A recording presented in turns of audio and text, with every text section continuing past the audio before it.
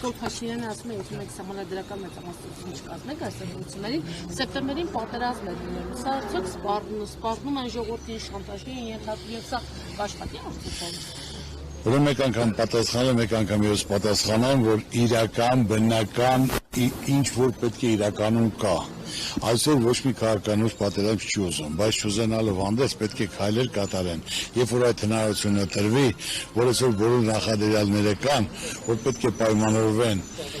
հզոր 3, 4, 5 պետությունների հետ, դա համար պետք է կապ, ծանոթություն, հարաբերություն, որ լինի երաշխավորած խաղաղություն, որ ասենք մեր տարածքերով ճանճել չասնի։ Այսօր ի՞նչն է երաշխավորած, կարաս ինձ ասես։ Ամբողջ բարձունքների վրա ադրբեջանցիներ նստած, մեր հողերի մեջ նստած, թելադրելով Սևանը մերն է, 300,000 մարդ պետք է գա բնակվի, պետք է ադրբեջանական դպրոցներ լինեն, սա թե մեր գերիներ ասեն, մեր գեներալներն ու նախագահները, այնտեղ սա է խաղաղություն, հա։ Չի կարելի, չէ, բոլորն հասկանում են, խաղաղությունը պետք է լինի երաշխավորած, մենք փոքր պետություն ենք, պետք է ձեռք բերենք, ասենք ոչ թե ձեռք բերենք, կան կապ ծանոթություն, որ պետք է մի 3, 4 հզոր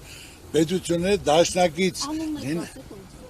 երբ որ գա հնարավորությունը ունենամ, ամեն ինչ կանեմ, կստորագրենք, որ Հայաստանով ճիտ չի կարա։